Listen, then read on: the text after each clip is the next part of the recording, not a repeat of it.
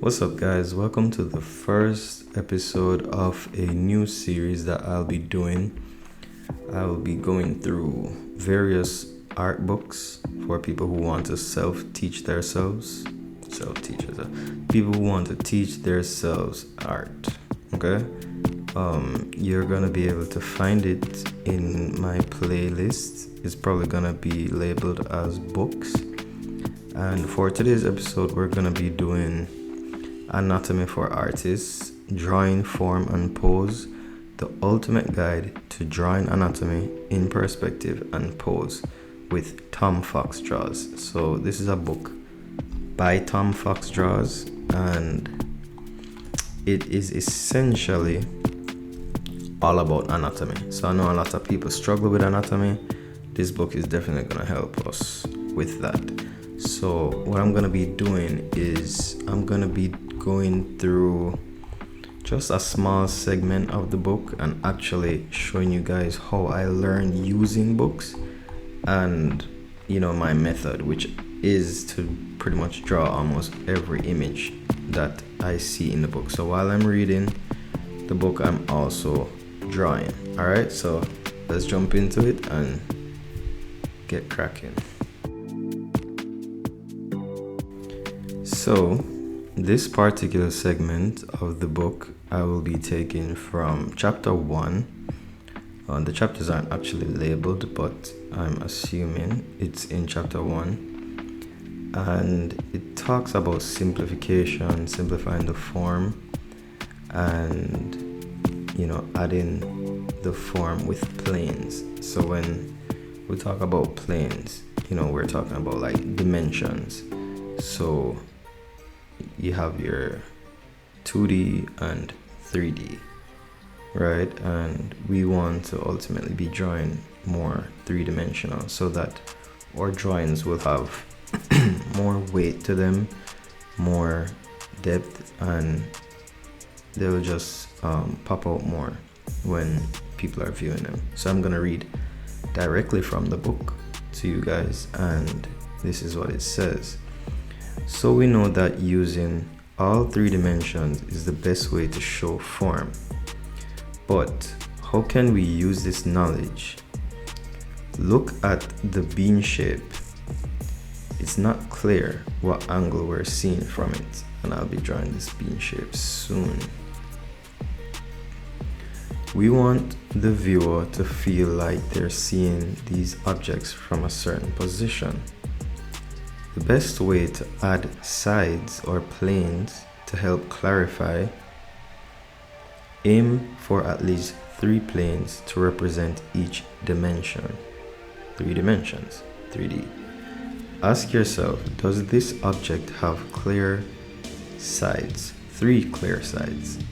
Does it have weight, height, or rather, does it have height, width, and depth? Okay, so with this image you're seeing me draw here, it's clearly a foot, but what I'm doing is breaking the foot down into different planes, as you can see, and here I'm going to show you what they meant about drawing in dimensions. So I'm drawing in 2D, obviously for my draw anything it's going to be 2D, and then I'm going to show you like 3D, right? And you can clearly see the dimension as you go down the scale to that last drawing. You can see more dimension, and of course that's going to be in perspective. So I did from flat to 3D.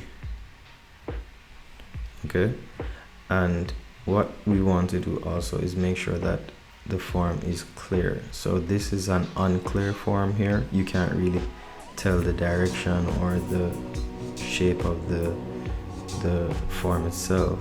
But when I draw these lines, which is like the planes, when I draw the planes and show you exactly the planes, you have more information when you look at that figure. So it's clear. Okay, so moving along, drawing at least 3 planes. What does it look like to draw at least 3 planes? So I'm gonna draw the leg, and just to give you a better idea of exactly what it looks like when you first start with a simplified form, which it's gonna be a little more than a silhouette, as I'm about to show you, and then you're gonna want to break that form up to represent or to show the different planes that make that form up, right? Now, I will admit, this book is tailored, I believe, to slightly more advanced practitioners. So, you know, you might want to start, if you're not, comfortable with drawing certain complex figures, because as I said, my method is to draw almost every image in the book while I'm reading, so that I can really get the information.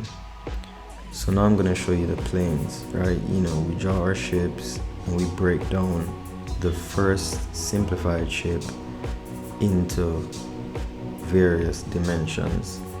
And even to do this, you need, it helps to have knowledge of anatomy, right? So you can see I'm about to break the leg down into the different planes, and it might look very complex at first, but you just have to kind of jump in and get your feet wet when it comes to learning some complex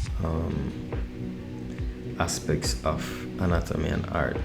Anatomy itself is a fairly complex subject, so just be ready, and you shouldn't be discouraged because everything takes time, okay? So just be ready and get at it.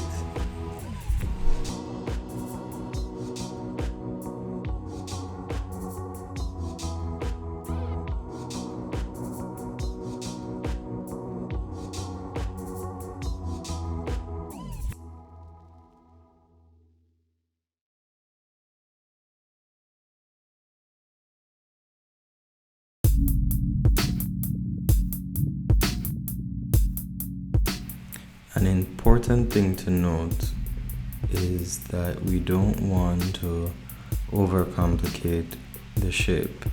What we want is to include and visualize planes to help add form. But if we draw too many planes, the result becomes visually confusing. We don't want to draw everything as if we're drawing the scales of a lizard. So we just want to draw enough planes to give the viewer a little more information about the form that we're attempting to draw, and have that form exist or represent itself in 3-dimensional planes, right? But you don't want to overdo it and try and draw every single plane that form might have. You'll just burn yourself out.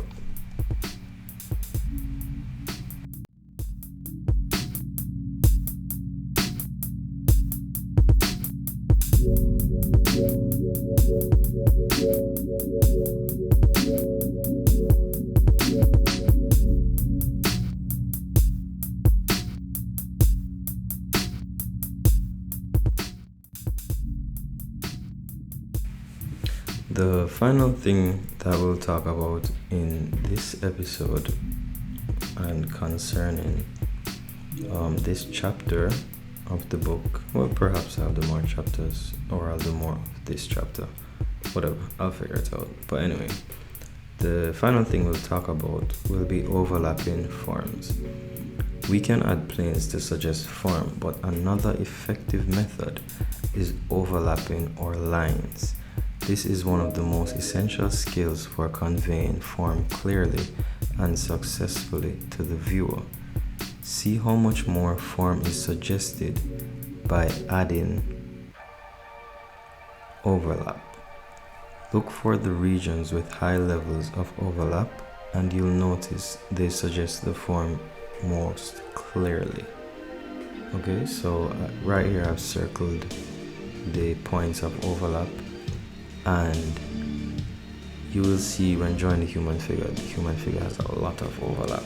So it's good to pay attention to those points of overlap, and I'm going to show you essentially what it looks like when there is no overlap. It's almost like you're going back to a more silhouette figure, and actually you'll see a lot of that in manga sometimes. It really depends on art style, but honestly I leave some overlap out. I don't always do all the overlap. But anyway, I'm going to show you some more examples of overlap in the human figure, and try and see if you guys can actually point out where these points of overlap might be in this figure that I'm drawing right here.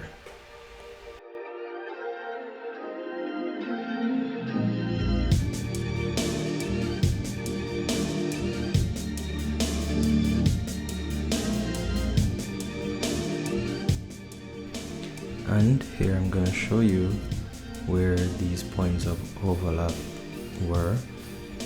If you notice, a lot of times the points of overlaps are seen when one body part essentially connects to another. So where the leg connects to the torso, where the lower leg, so with the shin and stuff, connects to the thigh, you can see a lot of overlap there. And also where the ankles are, you will see overlap there. It only takes really practice to know where these points are. Okay, so going further, we're gonna explain overlap in more detail. So we know we want to add overlap, but how do we do it? The answer is to make a choice. Every line you draw will begin either above or below the previous line. Choose before you draw it. It's that simple, and I'm gonna show you what it looks like when you have the object above, and you're gonna see overlap above, and you're gonna see the overlap below. So this point that I'm drawing with the square right there is above, where it's actually blocking the initial figure, and below it will be that the initial figure or set of lines that you drew will be blocking or overlapping the secondary figure or form.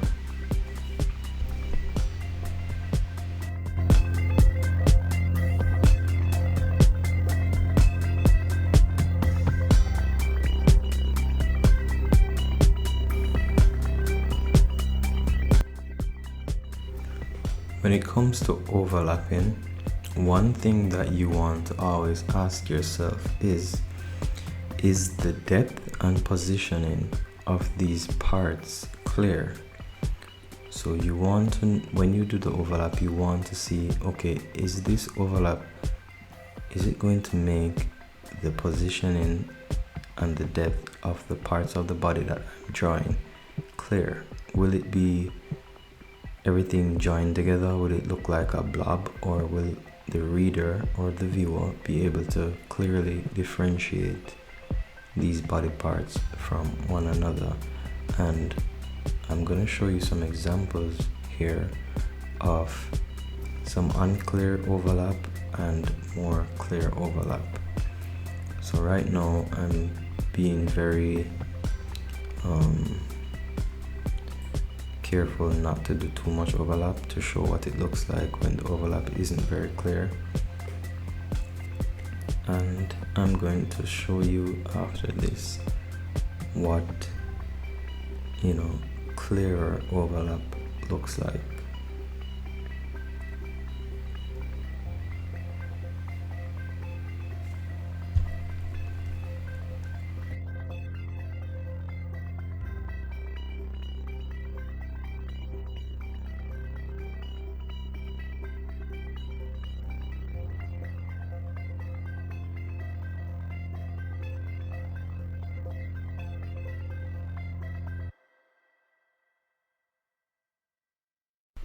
Alright guys, that's the end of this very short segment in the book.